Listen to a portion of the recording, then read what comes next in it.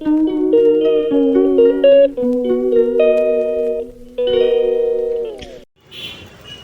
Guys, happy Harchhath. देखिए कल हरछठ की पूजा है तो हर जगह हरछठ का सामान मिल रहा है और मैं भी लेने आई हूँ। और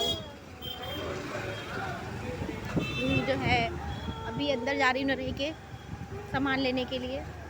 देखिए सामान मिल रहा है हरछठ का, और कुलिया लेनी है और जो है पत्ते लेने हैं, श्रृंगार का सामान लेना है, खिलौने लेने हैं बहुत सारे, और किताब लेनी है, फ़ोटो लेनी है, बहुत सारा सामान लेना है। तो देखिए दिख रहा है यहाँ पे भी, देखिए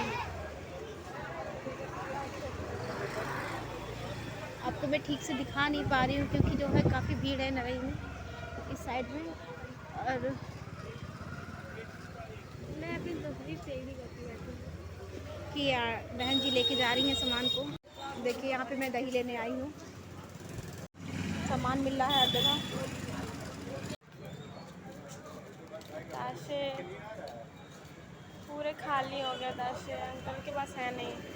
अब मेरी मम्मी यहाँ पे बहुत दुखी हैं, उनको बताशे नहीं मिले क्योंकि चलो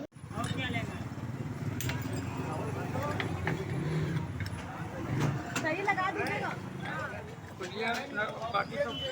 बाकी सब सही लगा देंगे। सॉरी 12 कुलिया दीजिएगा बिना टूटी हुई, अच्छी सी छाट के दीजिएगा। और 10 दीजिएगा।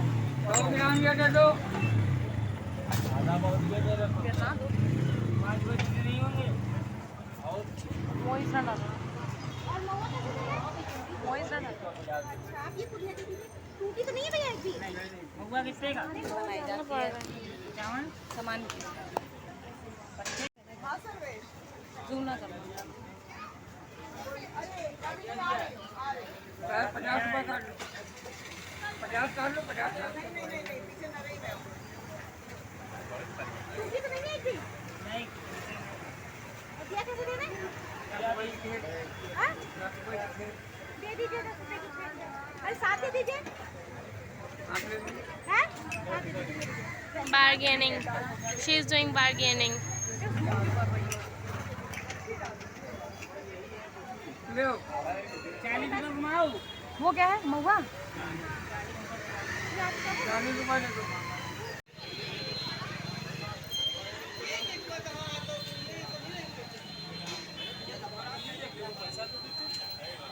है ये दे दो, अगला 40 की दुकान बेच रहा था, मैंने कंप्लेंट बेचने नहीं थी, 50।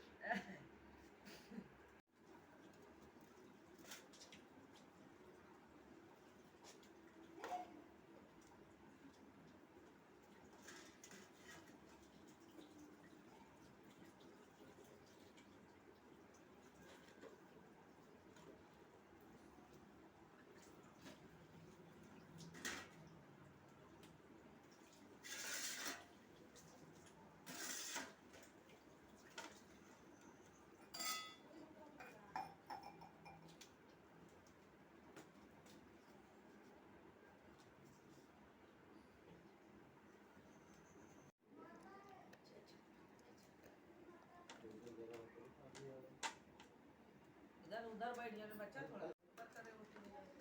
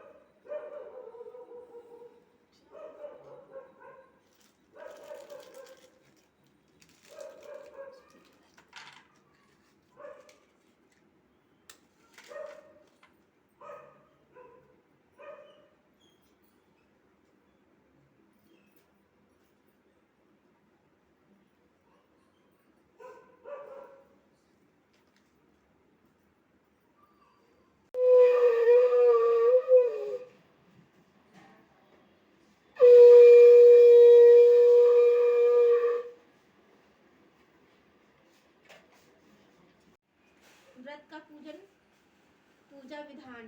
इस व्रत को दोपहर के पश्चात देव मंदिर अथवा घर में पूजा की समस्त सामग्री एकत्रित करके थाली या किसी मिट्टी के बर्तन में सरोवर बनाकर उसमें पानी भरकर कमल के फूलों से सजाएं। उसके पश्चात गाय के गोबर से भूमि लीपकर चौक निर्माण कर तथा कलश स्थापित कर गणेश और हरषष्ठी देवी की मूर्ति पीठ पर रखें तथा पूर्व की दिशा मुँह रख करके पूजा प्रारंभ करें। कुश अथवा पान द्वारा शरीर पर जल छिड़ककर मंत्र पढ़ें। इसके बाद धरती माता की पूजा करें। धरती माता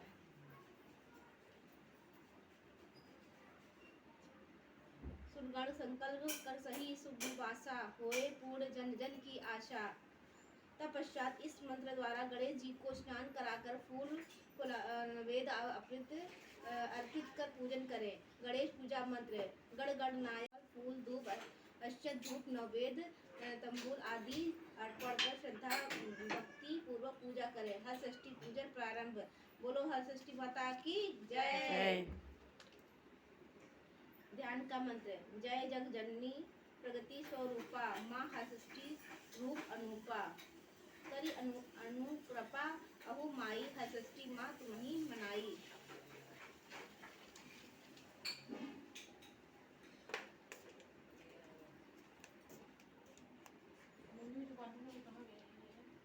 मम्मी आपको जो बांधा था वो कहाँ रख दिया? बोलो हरषष्ठी माता की जय। एक बार द्वापर युग में धर्मराज युधिष्ठिर और भगवान श्री कृष्ण एक स्थान पर विराजमान थे। तब धर्मराज बोले, हे भगवान, इस जगत में पुत्र प्राप्ति की मनोकामना पूर्ण करने वाला कौन सा व्रत उत्तम है? तब भगवान श्री कृष्ण बोले कि हे राजन, हरषष्ठी के समान उत्तम कोई दूसरा व्रत नहीं है। युधिष्ठिर बोले कि हे राजन, यह व्रत कब और किस प्रकार प्रकट हुआ? श्री कृष्ण जी बोले कि हे राजन, मथुरापुरी में एक राजा कंस था। सुर नर सभी उसके अधीन थे। राजा कंस की बहन का नाम देवकी था। वह विवाह के योग्य हुई। तब कंस ने उसका विवाह वासुदेव के साथ करा दिया। जब वह विदा होकर ससुराल जा रही थी, तभी आकाशवाणी हुई कि हे कंस, जिस देवकी को तू प्रेम से विदा कर रहा है, इसी के गर्भ से उत्पन्न 8वें बालक द्वारा तेरी मृत्यु होगी। यह सुनकर कंस ने क्रोध में भर कर देवकी और वासुदेव को बंदी बना लिया और जेल खाने में डाल दिया। समय बीतने के साथ देवकी के पुत्र पैदा हुआ। कंस एक एक करके सभी पुत्रों को मारता जाता। इस प्रकार जब देवकी के 6 पुत्र मारे गए, तब एक दिन देवयोग से महामुनि नारद देवकी से मिलने जेल खाने पहुंचे और उसे दुखी देखकर कहा, दुखी मत हो, तुम श्रद्धा भक्ति पूर्वक हरषष्ठी माता का व्रत करो, जिससे तुम्हारे सारे दुख दूर हो जाएंगे। तब देवकी ने माता की महिमा पूछी। नारद जी बोले, हे देवकी, मैं तुम्हारे एक पुरातन कथा सुनाता हूँ, ध्यान पूर्वक सुनो। बहुत समय पूर्व चंद्रव्रत नामक एक प्रतापी राजा था, जिसका एक ही पुत्र था। राजा ने नगर के समीप एक तालाब खुदवाया था, परंतु उस तालाब में जल नहीं रहता था। कितना भी जल भरा हो, जाए परंतु सूख जाता था। जलहीन तालाब को देखकर नगरवासी राजा को कोसते थे।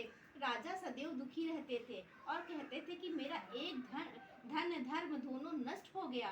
एक दिन स्वप्न में वरुण देव ने राजा से कहा, हे राजन, यदि तुम अपने पुत्र की बलि दोगे तो तालाब जल से भर जाएगा।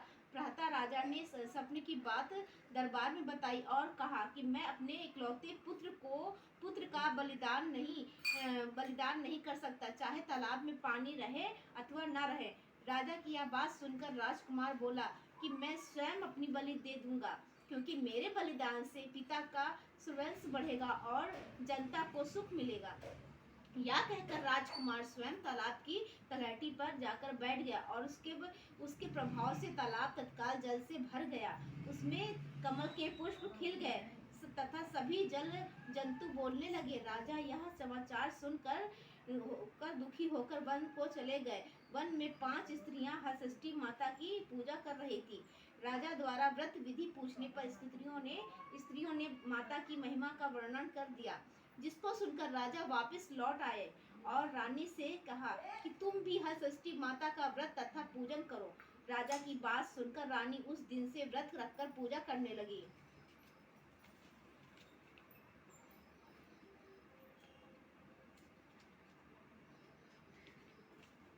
जिसके प्रभाव से कुछ समय बाद राजकुमार तालाब से बाहर आकर खेलने लगा। राजा यह सुनकर प्रसन्न हुए और राजकुमार को महल से ले आए।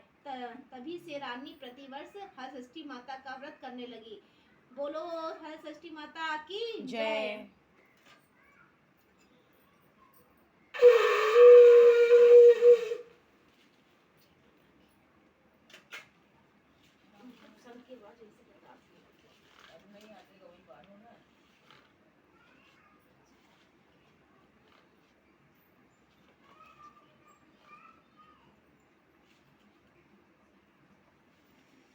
दूसरी कथा प्रारंभ। उज्जैन नगरी में एक पुरुष के 2 स्त्रियां रेवती और मानवती थी। सौद के 2 लड़कों को देखकर वह हमेशा ईर्ष्या में जला करती थी। एक दिन ईर्ष्या के वशीभूत वह मानवती से बोली, हे बहन, तुम्हारे पिता बहुत बीमार हैं, उन्होंने तुम्हें देखने के लिए बुलाया है। अभी एक राहगीर यह संदेश देकर गया है। यह बात सुनकर मानवती अपने दोनों पुत्र रेवती को सौंपकर पति की आज्ञा लेकर पिता के घर चली गई।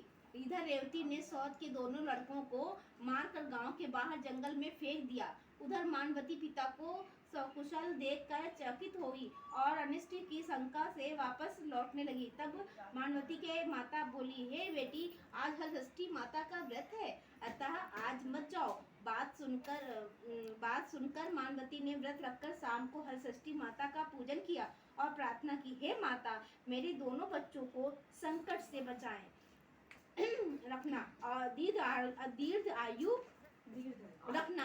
दूसरे दिन वह माता पिता को प्रणाम करके अपने घर को चली। गांव के बाहर अपने दोनों बच्चों को खेलते देखकर वह सोचने लगी कि मेरे बच्चों को यहाँ कौन लाया। तब बच्चों ने कहा कि हमें वो तो माता रेवती ने मारकर यहाँ फेंक दिया था। सायंकाल देवी माता आकर हमें जीवन दान दे गई हैं। इसे हरषष्ठी माता की कृपा मानकर मानवती अपने माता का गुणगान करती अपने घर को आई।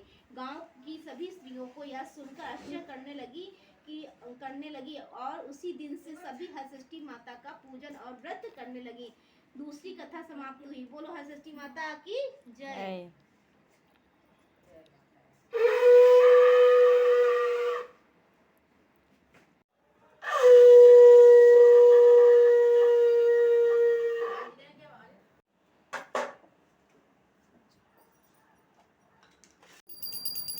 जय हलषठी माई, जय जय हलषठी माई।